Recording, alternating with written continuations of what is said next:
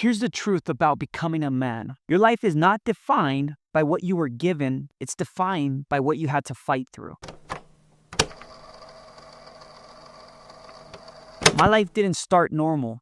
When I was just 1 year old, I was kidnapped in the city of Downey. It happened because of my dad's bad choices and the people who he kept around him. I don't remember much about it, but the story became a scar on my childhood. It showed me how unsafe life becomes when there's no structure, no father, and nothing but chaos around you. My dad should have taught me how to be a man, but instead he battled cocaine addictions his whole life. That addiction is why my mom finally left him when I was 9. After he was gone, I had no real male figure, no example, nobody to guide me. So I started looking for somebody who I can look up to. And unfortunately, I found the wrong people. I grew up around East Los Angeles, a place that teaches you how to hustle, but also how fast your life can go the wrong way. My mom worked nonstop, a single parent. She taught me how to grind, how to fight through every day.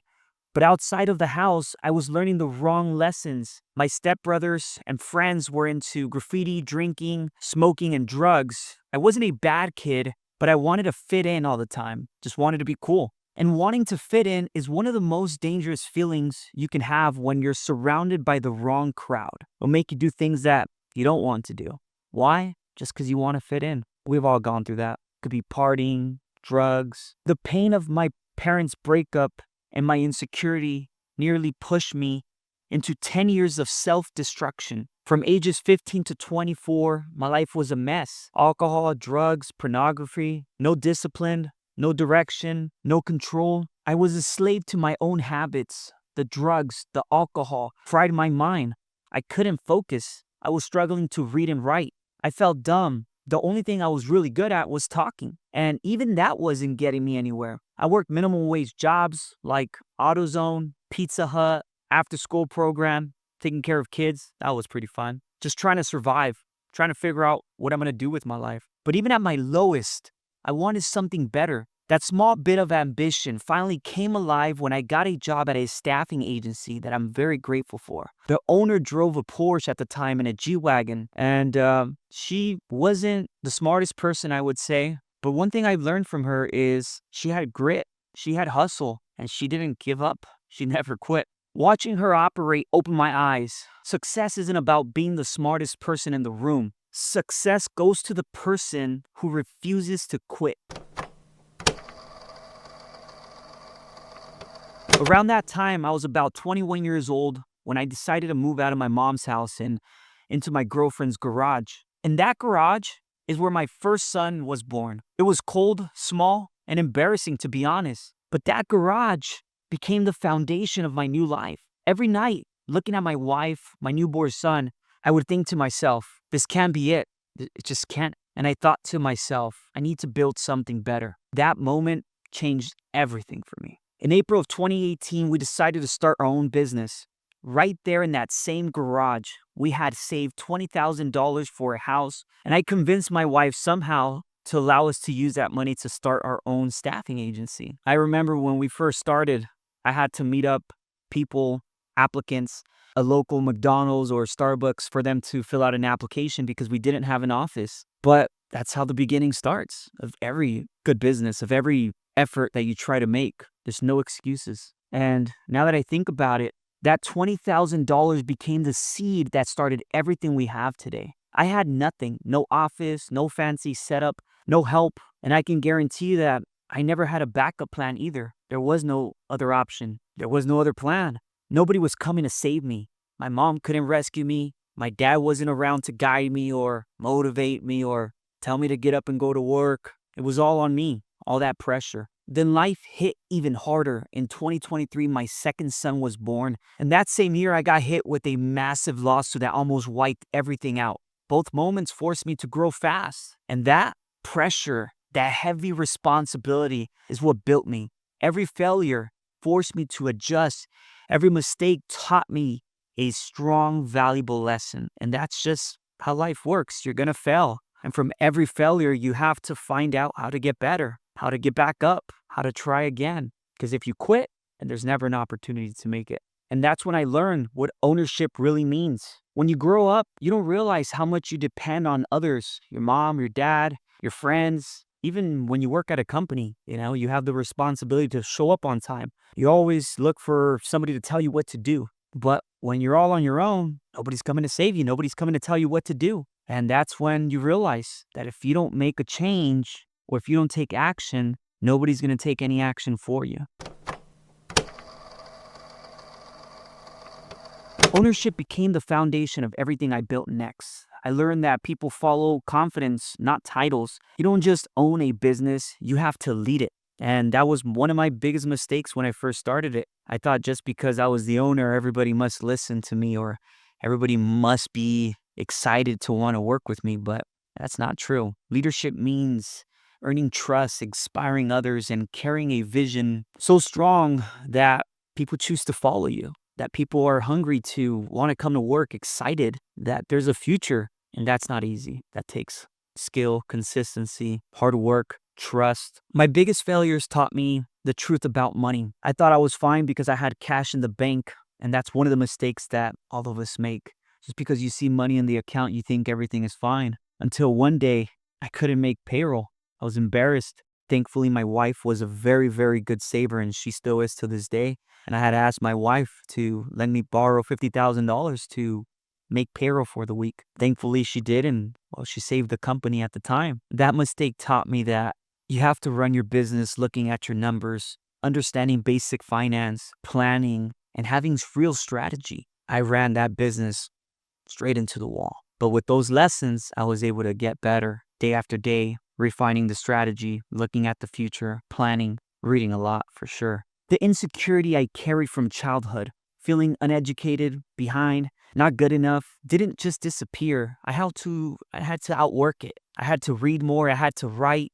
If you always tell yourself, I'll do it when I'm ready, I'll do it when I feel good, you're never going to be ready. You just have to jump right into it. Then came the hardest part, letting go of old friends, even family members. I had to separate myself from anything that tied me up to the old life I had. People said I changed. They were right. I had to. I quit drinking. I quit partying. I quit doing drugs. I quit wasting money on people who didn't matter. Every dollar went back straight into my business. Every hour that I used to waste now goes straight back into my family and my business. Discipline wasn't a gift. It was a fight with my old self. Quitting addictions like alcohol, weed, and pornography only happens when I finally told myself the full truth out loud. That's when the real change starts. All of this taught me what a real man is. For years, I thought being a man meant being tough and never showing weakness, but it's not. I learned that being a man is about responsibility, accountability, and consistency, having that discipline to continue to go forward because everybody depends on you, your family, kids. There's nobody else that's going to do it besides yourself. It means keeping your word to others. More importantly, keeping your word to yourself. When you're working out and nobody's watching and you're supposed to do 3 sets, but you only do 2. That's what that is. That's what discipline is being true to yourself when nobody is watching you at all. Today, my life runs on 5 rules: discipline, consistency, respect, responsibility, and ownership. When I break any of them, things fall apart. I learned this the hard way. My lack of integrity and gossip and my bad attitude cost me good people when I first started my business. So I had to change how I led. People don't follow loud leaders, they follow steady ones. You have to be honest with yourself when you make mistakes at all times. Sometimes we don't want to change, but when you look at your mistakes or you look around you and you figure out all the bad lessons, not the bad lessons, there is no bad lessons, but all the mistakes that you make, you have to understand what you did wrong and learn from that and grow from it. Leadership is serving others, knowing when to push and when to understand. If my team fails because I didn't train them correctly, then that's my fault. But if they quit or if they stop trying, that's on them. And I always give second chances because somebody gave me one too. If I could talk to my 18-year-old self, I'd say stop drinking, stop getting high, stop chasing people who don't care about you. They're not going to be around 10 years from now, I promise you. None of them. Rarely any of them. Only if you have good friends, good close friends that want nothing but good for you, which is rare nowadays. Everybody kind of cares for themselves. And I would say to invest in yourself. A lot of people always ask me, I got money now. I have 10, 15, 20 grand. What should I invest in? What stock should I invest in? What should I buy? Should I buy gold? No, investing yourself. One of the, I would say that my strongest things is that if I lose everything today, what I've learned, my knowledge of real estate, business, decision making, running a company, those lessons will stay with me forever and I won't give up. I'll try again and build another business. So I would always say, invest in yourself, read more, take care of yourself, take care of your health. That's what really matters. So remember this, nobody is coming to save you. You have to become the man that you're meant to be. I hope my story, a kid who grew up broke with no connections, and people say that these limits that there is, they're not real. There is no limit. You build what you want to build. You make your own bed. You make your own decisions. So ask yourself, what am I doing to change my life? What am I doing to get better? And if that's something that's hard to think of or hard to ask yourself, then you have to change your mind. This country has endless opportunities, but most people throw it away and don't want to do anything about it. I don't want to be remembered for money or cars. I want to be remembered as somebody who helped people rise. A man who inspired young men to take ownership, to build something real, to become leaders in their own families, in their own communities, in their own lives, build a family, take on responsibility. Don't be scared to fail. Don't be scared to take risk. You got to become a builder, whatever it is. Build something, make a service, solve issues. That's how you make money. If you want people or the government to solve your problems, then you're going to struggle in life. And I'm sorry for you, but everybody makes their own decision. Everybody has their own choices. So make the right ones. If my story helps somebody believe they can change, that they have the power to turn their life around, then my mission is complete. Because once the excuses disappear and the fear dies down and you understand the opportunities that are out there, it's very simple. All you have to do is take one step. Just one step forward and your whole life can turn. Your whole life can turn around. Thank you for listening.